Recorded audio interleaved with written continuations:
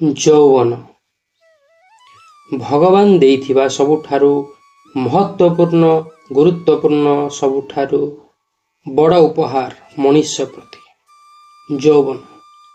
ଏହି ସମୟରେ ଶରୀର ସବୁଠାରୁ ଶକ୍ତିଶାଳୀ ରହିଥାଏ।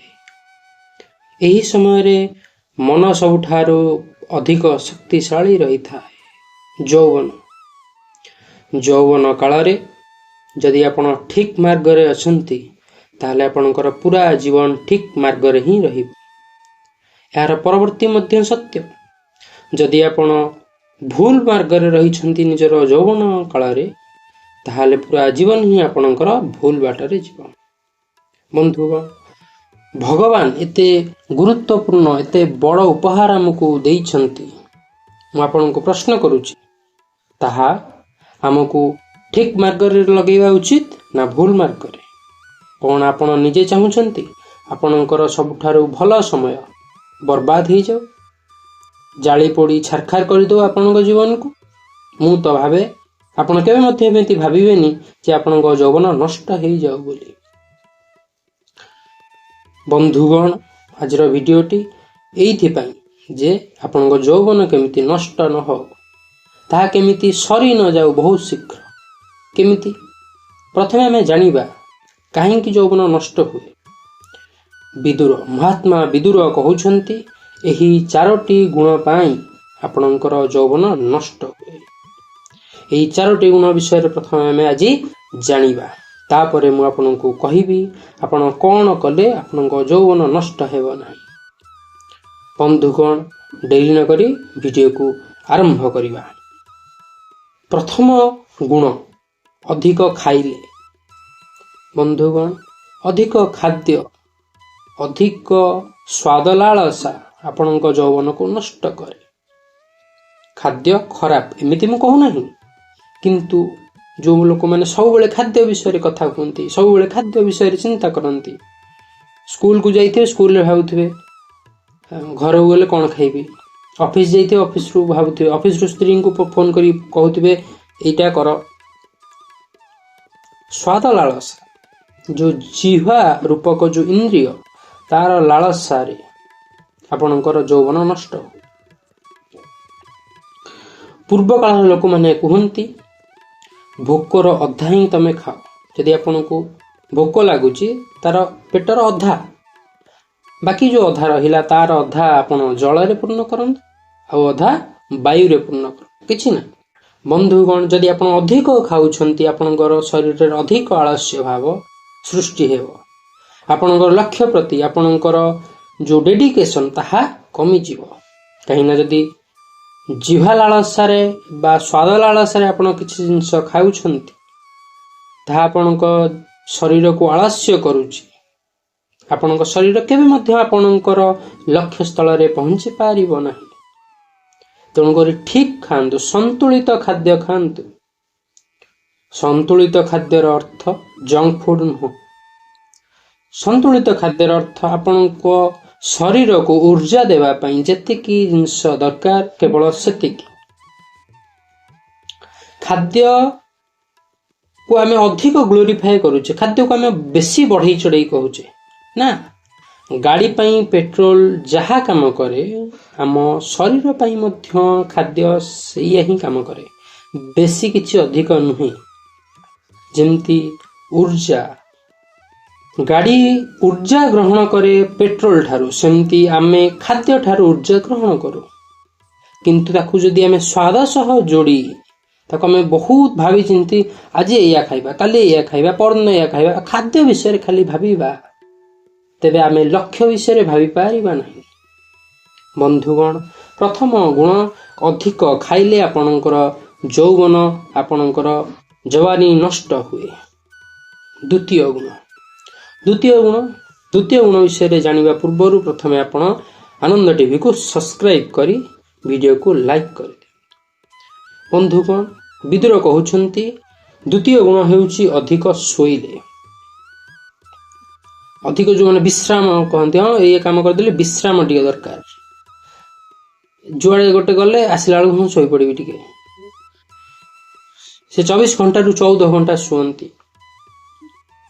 जो विद्यार्थी हो जो काम करुवा लोक हूँ जदि आपणकर जीवन जीवन बहुत छोट बंधुगण जीवन बहुत छोट मात्र 70 ରୁ 80 वर्ष आयु आपणकर समस्त 70 ରୁ 80 वर्ष आयु जदि अधा 12 घंटा आम शोबारे ही बीतेदेवा ताहले जीवन पाखापाखि 80 वर्ष रु 40 वर्ष आपणकर खाली शोबारे ही बीतीज बंधुगण आपण कौन केबे चाहती आपणकर जीवन अधा समय आपणकर आयुर अधा आयु आम केवल मूर्छित अवस्था पलैबा ना बंधुगण अधिक शोइले आपण यौवन नष्ट हुए आपण निजर लक्ष्य प्रति ध्यान दे पारंती नहीं लक्ष्य प्रति ठीक भाव में कार्य करि पारंती नहीं सेथिपई विदुरटी कहिसंती अधिक शोइले यौवन नष्ट हुए। प्रथम गुण अधिक खाद्य खाइले किसी असुविधा नहीं अखाद्य खाइले अखाद्य आपण माने सब एबे अखाद्य खाउछंती मैगी खाउछंती चाउमिन खाउछंती पिज्जा खाउछंती बर्गर खाउछंती अखाद्य अधिक शोइले ताहाले मध्ये आपनक यौवन नष्ट हुए। तृतीय गुण कौन कहउछंती भगवान अधिक कथा कहिले एटा सबुठार इम्पोर्टेंट एटा सबुठार गुरुत्वपूर्ण गुण अधिक कथा कहिले जबर जबर पटर पटर पटर सबले कथा होतुवा पाटरे ब्रेक बेल नहीं कथा कही चलुथि बंधुगण अधिक कथा कहिले निजर लक्ष्य कथा कहबो माने कोन कथा तो गोटे कथा तो जहाले कहबो ना कोन कथा कहबो निज परिवार कथा कहबो निज पाठपढ़ा कथा कहबो कोन कहबो निज विषय कहबो काहेकि समस्त को निजर कथा कहबा कोन आवश्यक आपण कोन करिबा को चाहुछंती आपण घर रो अवस्था कोन आपण बिजनेस रो अवस्था कोन काहेकि समस्त को हमें जणाइबा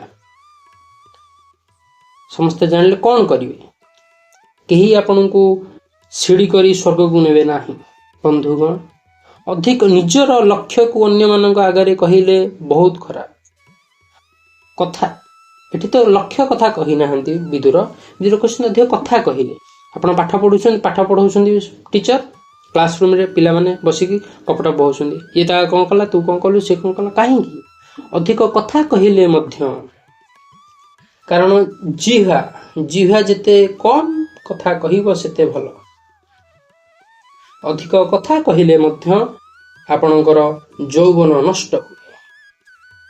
अधिक चतुर्थ गुण अधिक काम उपभोग कले से विषय रे भाबिले काम रोगर शिकार हेले यौवन नष्ट हुए।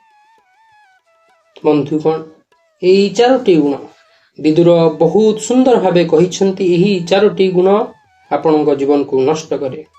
प्रथम गुण कौन अधिक खाइले अधिक शोइले अधिक कहिले अधिक काम उपभोग कले यही चारोटी गुण। बंधुगण एबे हमें देखिबा केमिति एही चारोटी गुण को हमें बंद करि परिबा। केवल गोटे काम कले एही चारोटी गुण आपन को छाड़ी देबो कौन से ध्यान मेडिटेशन प्रतिदिन 10 ରୁ 15 मिनिट चुप हेई बसी आखि बंद करी निज सह निजे कथा हुंतु कौन दरकार आपणकर खाद्य कौन दरकार आपणकर विश्राम कौन दरकार आपन को अन्य मानव सह कथा हवा कौन दरकार काम काम काम काम काम काम काम उपभोग विषय भाविबा किछि दरकार नहीं। यार गोटे मात्र सॉल्यूशन यार गोटे मात्र समाधान ध्यान। बंधुगण ध्यान एक एपरी वस्तु बा एक एपरी समाधान जे निजर जीवन को जे बहुत ऊपर को नवा को चाहूछंती बहुत बड़ लक्ष्य जहार से लक्ष्य को 15 मिनिट समय दियंतु भगवान को नुह भगवान को डाकिले भल भगवान को डाकिले भी भल किंतु से 15 मिनिट आखि बंद करी निज लक्ष्य विषय भावंतु निजर पितामाता विषय भावंतु यह आपण जदि करूछंती एही चारोटी गुण आपनकर किछि मध्य करि पारिबे नाही। बंधुगण यौवन मु आउ थरे कहि दउछि यौवन हेउछि आपनकर सबुठारो बहुत भल समय बहुत बड़ बंधु हेउछि आपनकर यौवन। यदि आपण यौवन को ଅଧିକ ଖାଇ, ଅଧିକ ଶୋଇ, ଅଧିକ ବକବକ୍ ହେଇ, ଅଧିକ ଖରାପ ଚିନ୍ତାଧାରା ମୁଣ୍ଡକୁ ଆଣି ବର୍ବାଦ କରି ଯାଉଛନ୍ତି, ତାହେଲେ ଆପଣଙ୍କର ପୁରା ଜୀବନ ବର୍ବାଦ ହେଇଯିବ। ବନ୍ଧୁଗଣ, ଯଦି ଆପଣ ନିଜ ଯୌବନକୁ ବର୍ବାଦ କରିବାକୁ ଚାହୁଁନାହାନ୍ତି, ତାହେଲେ ଆନନ୍ଦ ଟିଭିକୁ ସବସ୍କ୍ରାଇବ କରି ଭିଡିଓକୁ ଲାଇକ୍ କରିଦିଅନ୍ତୁ। ଜୟ ଜଗନ୍ନାଥ।